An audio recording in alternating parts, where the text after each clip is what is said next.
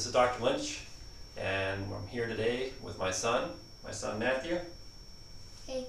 Alright, so today's Matthew's first YouTube experience, so if he gets a little bit of orange hair, that's why. So anyway, poor Matthew yesterday, he had some serious ear pain, and I was out of town, and so I did everything I could to help my wife assist Matthew. He did the warm sock treatment, which I'll demonstrate at some other point. We did drops in his ear. We did some homeopathic remedies, which helped for a short amount of time.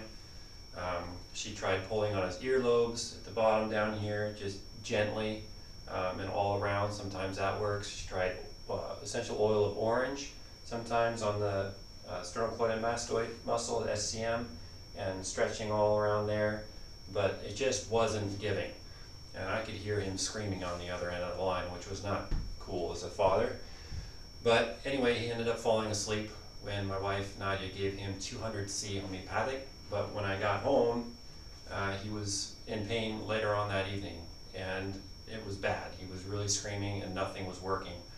So it just kind of hit me. I think, well, we do all this massage down here to try to relieve the pressure, and it wasn't working. So the other way I could try to stretch that muscle is by stretching his jaw.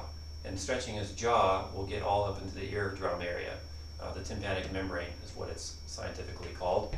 And the reason why I know Matthew did not really have an ear infection was, one, I should have looked at it with my otoscope, but I didn't.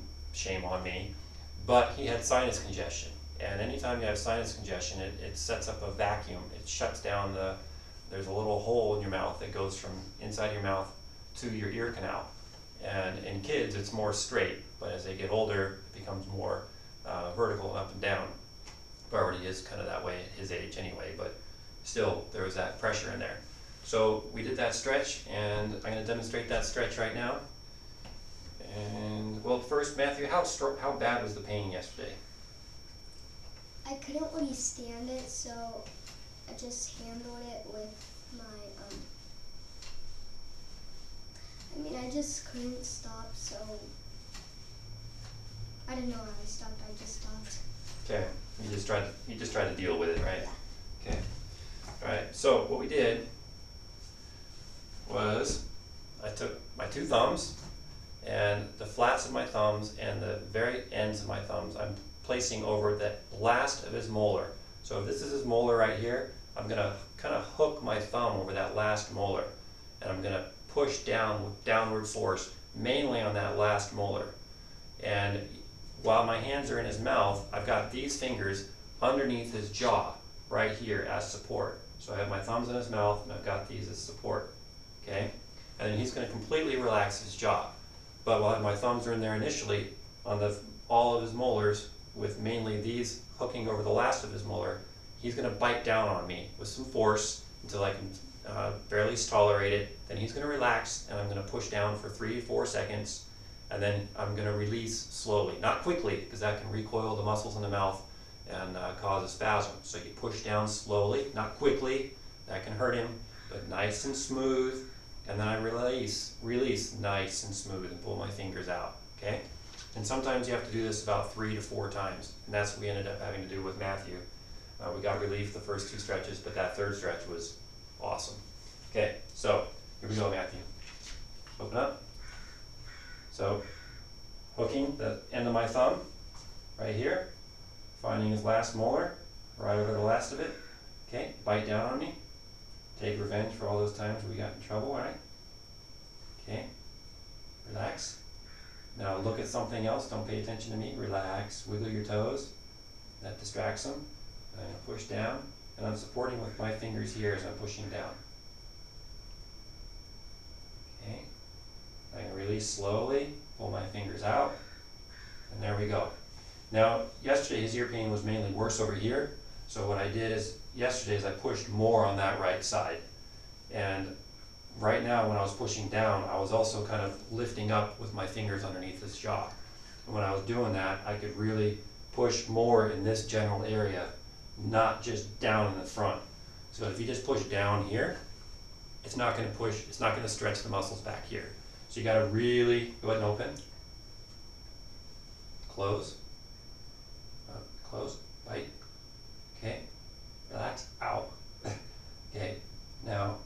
these fingers, I'm lifting up a little bit, and the backs of my thumbs, I'm pushing down. Now I'm going to push a little bit more with the right, a little bit with the left, and then I'm going to release slowly and pull out. Okay? How'd that feel, Matthew? It kind of felt like this little like tube from my mouth to my ear was like, and there was like this little door, and the bones were like forcing it to stay closed, and then when he did it, it felt like it was just gonna like open the door, and then it did, and then it was like popping. Okay, cool. Good explanation, Matthew. That people can see that and understand. Good job. And how fast was the relief after the third time we did it? Quick. Yeah. And you went from basically screaming to Yeah. relaxed. Yeah. Yeah, pretty cool. Give me 5. All right. So, and the reason why I want to demonstrate this to you guys is because, one, ear infections are not always ear infections, or ear pain are not always ear infections. They can be caused by pressure and congestion. And since Matthew gets sinus congestion when he gets a cold, that causes the vacuum. So we wanted to release that vacuum. The earlobe stretch, very quick and simple to do, didn't work. Pulling all around the earlobe didn't work. Stretching like this, if it's ear pain on this side, with oil of orange, didn't work. And, so I went into his mouth and we stretched it that way. So remember, ear pain is not always run to the doctor and get antibiotics. It won't do any good. And sometimes chiropractic adjustment, the cervical vertebrae, can cause a lot of tightness in this general area. Take him to a pediatric chiropractor and gently adjust the cervical vertebrae. And sometimes that helps as well. And I did identify some of his cervical vertebrae being tight, so I probably will take him to a chiropractor here in town and he will be adjusted. So anyway, thank you. Thank you, Matthew, for demonstrating. And what do you have to say to those kids out there with ear pain? It's probably gonna hurt really bad. But there's hope, right? Yep. All right. Take care. Thank you.